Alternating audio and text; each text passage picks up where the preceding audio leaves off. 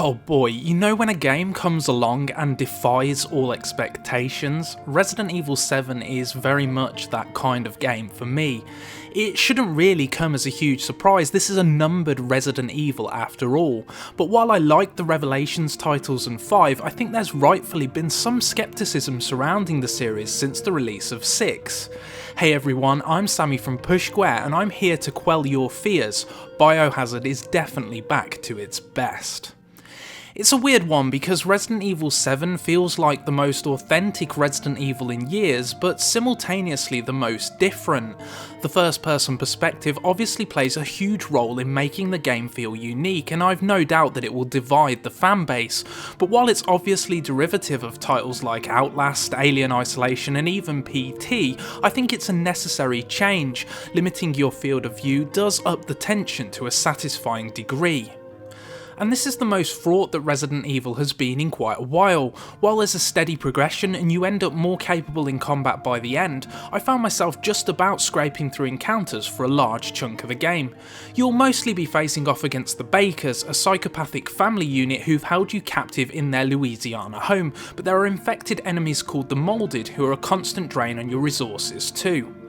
While the hit detection is pretty poor across the board, I rather enjoyed the combat. For large parts of the game you do feel under-equipped, and this helps to create a sense of dread each and every time that you hear an enemy lurking nearby.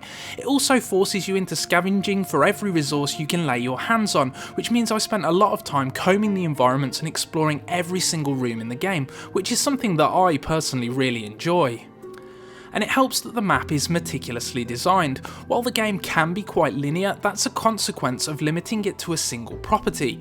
The plantation itself is pretty big though, and it's varied. There are outhouses and marshlands all surrounding the main house itself, which is the closest thing that you're going to find to the Spencer Mansion on the PS4. It's really satisfying the way it all connects together as well, and I really enjoyed learning the layout of the house as I spent more time with the game. It took me about 15 hours to beat the campaign on normal difficulty, but I will stress again that I played very slowly. There's a speedrun trophy up for grabs, so you can blast through things if you want to, but there's replay value as well in the form of different scenes and the Madhouse difficulty setting, which functions like a classic Resident Evil game. Here you need to collect cassette tapes in order to save, and the enemies are much more challenging. It's just a shame that you have to unlock it if you don't pre-order. I think one of the things that impressed me is that the camp silliness of older Resident Evil games is still there. I mean, the intro alone should give you a rough idea of the tone.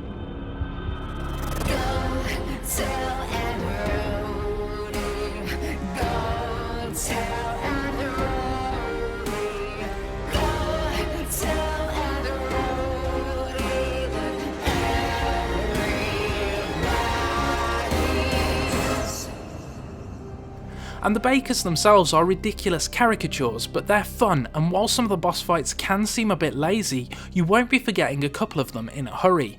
The facial animations can be iffy in places, but there are a few scenes where characters get right up in your face, and while I'm resisting the urge to spoil one scene in particular for you, a combination of the engine's ability to output at 60 frames per second and some great attention to detail make it particularly harrowing. But honestly, the thing that I found most fun was simply managing my resources. There are safe rooms dotted throughout the plantation, and you can use these to both save your progress and manage your items in old school storage chests. Different items can be combined to craft ammunition and medkits, and while it's all undeniably simplistic, I found it really satisfying.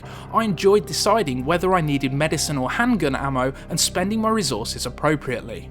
So I had a lot of fun with Resident Evil 7, and if you can accept a more sedate experience, then I think you will too.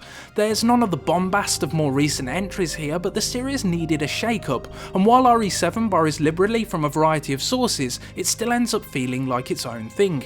For me, it's the best Resident Evil since 4, and while it's not going to go down as a genre-defining classic like Shinji Mikami's masterpiece, I do believe that it's a return to form.